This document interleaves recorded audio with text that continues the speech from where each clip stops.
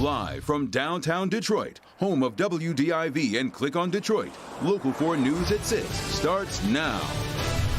Getting more shots into more arms. Detroit using the TCF Center to expand access to the COVID vaccine. And members of the Michigan delegation are among those in Congress calling for an immediate end to the Trump presidency after yesterday's deadly riot in the nation's capital. Thanks for being with us. And the Capitol siege tops our news here at 6. Many of the lawmakers who stayed up late to finish certifying the Electoral College votes are going hard after the White House today. 6 people from Michigan have been charged in connection with yesterday's attack. This morning, President Trump finally committed to an orderly transition of power through a tweet that was made from a White House aide because both Twitter and Facebook have currently frozen the president's accounts. Top Democratic leaders are calling for Vice President Pence to assume the Oval Office under the 25th Amendment. If that doesn't happen, they say they're prepared to impeach the president. In calling for this seditious act, the president has committed an unspeakable assault on our nation and our people. I join the Senate Democratic leader in calling on the Vice President to remove this president by immediately invoking the 25th Amendment. If the Vice President and the Cabinet do not act, the Congress may be prepared to move forward with impeachment. We know several members of Congress from Michigan are very much on board with those courses of action. Grant Herms joins us live with more reaction from our senators and representatives. Grant, good evening. Well, good evening. As of tonight, 8 members of the Michigan delegation are calling for the removal of the president in one form or another. And also some members of the House have some strong words tonight from members of the House of Representatives. As the aftermath of the insurrection at the Capitol plays out, Michigan senators backing the removal of the president. He continues to put out conspiracy theories, and as a result of that, he's stoking people to engage in violent activities. That's simply unacceptable behavior for a president of the United States, and it has to lead to the question that he's simply unfit for this office. From my perspective, whatever we could get bipartisan support to do that would hold the president in his language and rhetoric accountable, I'd be willing to do. In a letter to the Speaker of the House, Congresswoman Rashida Tlaib and members of the so-called squad called for impeachment, writing, Congress must reconvene immediately in order to begin proceedings to impeach and remove Donald J. Trump from office. There's also talk about what should happen to members who objected to the election results, giving credence to the false narrative that sparked the violence, including Republican Representatives Tim Walberg, Jack Bergman, and newly sworn-in Lisa McClain. Democrat Haley Stevens today not mincing words. Now, if you are an elected member of Congress and encouraging and inciting an insurrection on the Capitol, then you are a traitor to this nation and the oath that you took. And likely, if you were trying to overturn the election, you are as well. You just weren't successful. And there was a state component to all of this as well. Milford Representative Matt Maddock and his wife, Michonne Maddock, attended a prayer rally on Tuesday in Washington, D.C., and then marched with rioters towards the Capitol, although it's unclear right now if they were part of any of the violence. Today, top Democrats in the State House are calling for the removal of Representative Maddock, and his wife, Michonne Maddock, is poised to be the number 2 in the state's Republican Party after that internal party election coming up this year. We tried to reach her for comment today, but did not get one back. In downtown Detroit, Grant Herms, Local 4. Okay, Grant, thank you. Governor Whitmer says she's happy members of the Republican establishment are stepping up now to denounce the violence, but she says it should have happened months ago when people stormed Michigan's Capitol and there was a threat on her life. What we saw last night, what we saw play out at my Capitol earlier last year, that's scary. That's when people are trying to incite violence, intimidate one another, threaten one another's safety. Every one of us has a duty to call it what it is, and these are domestic terrorists.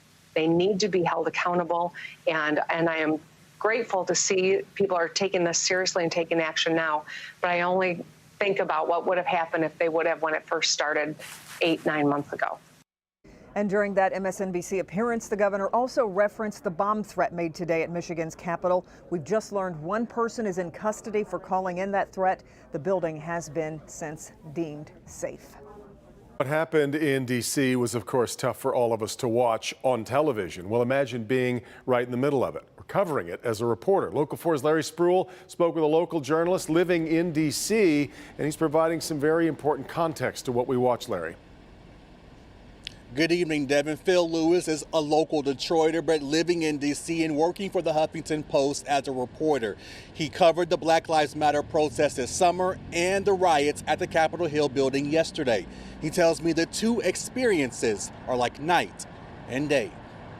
I'm still trying to gather kind of my thoughts about what I saw yesterday. Local Detroiter Phil Lewis, a senior front page editor for the Huffington Post, is a pro with a pen and paper and can easily tell a story. But he said the riots at the Capitol building on Wednesday is hard to put in words. DC was one of the sort of hotspots for protests at the time.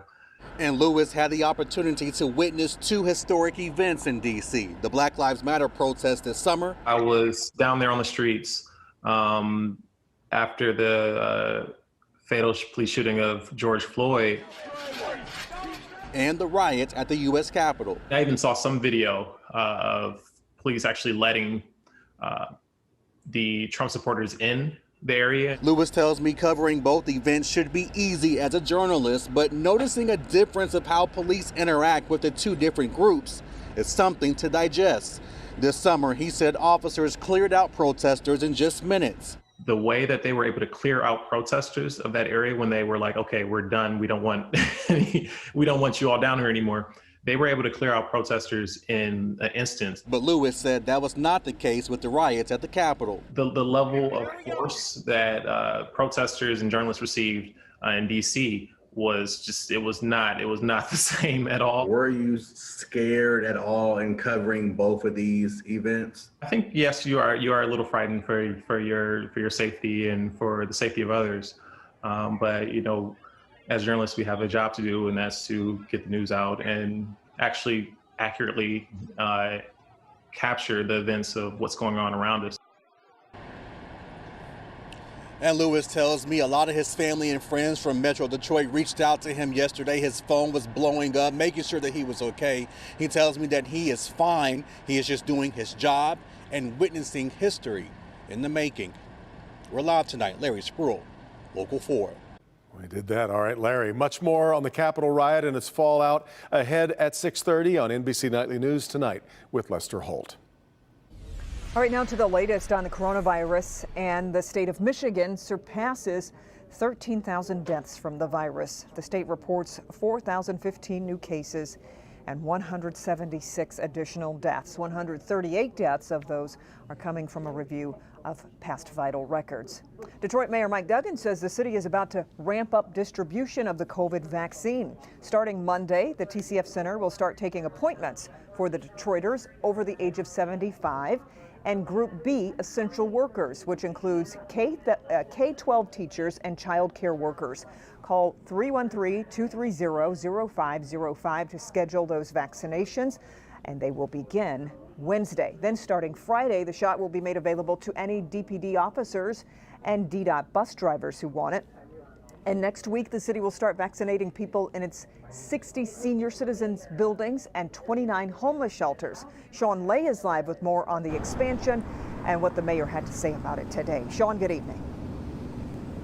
Good evening to you, Kimberly. This is an ambitious plan by the city of Detroit for drive-through vaccinations after what has been a very slow start for the city administering vaccinations.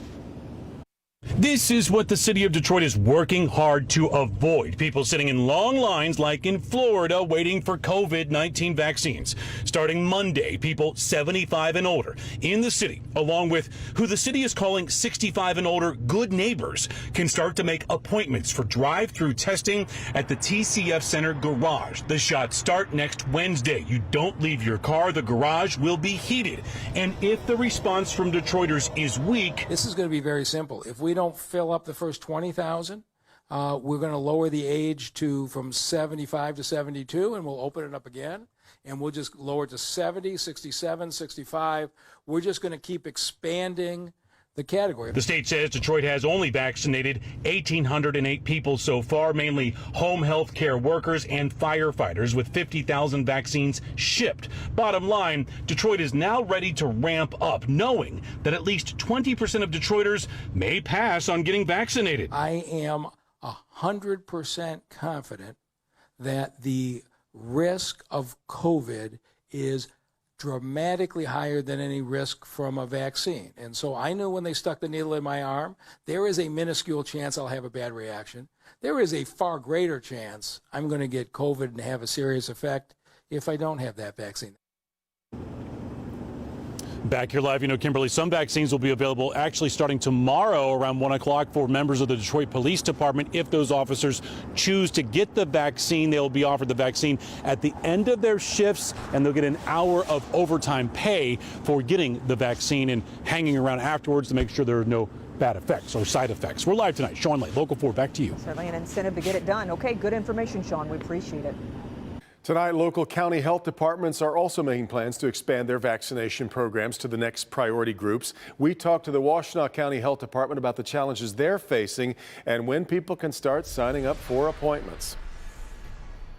Really asking people to be patient because there are thousands of people who are going to be eligible for vaccines starting next week, and not everyone will be able to get vaccinated immediately. Health Officer Jimena Lovelock says starting Monday, the Washtenaw County Health Department will post information on its website detailing how those over 65 and the designated groups of essential workers can begin signing up for appointments. We have an option for people to sign up for an email update.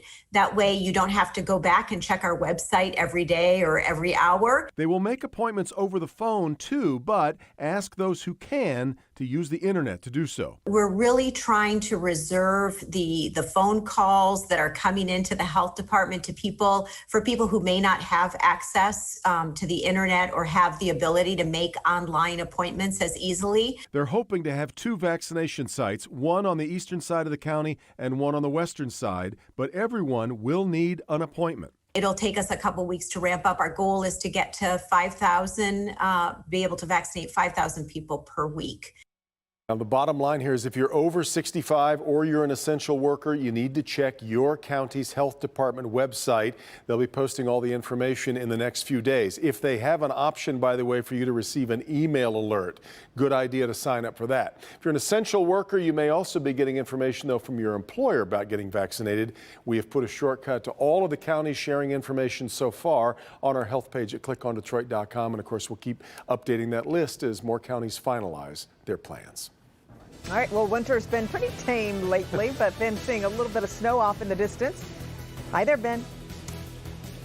Yeah, Kim and Devin, we do see a couple systems that are going to be moving through the eastern half of the U.S. We'll see if those get close. And what about more sunshine? Today was a good start. Let's see if we can improve on that for the weekend next.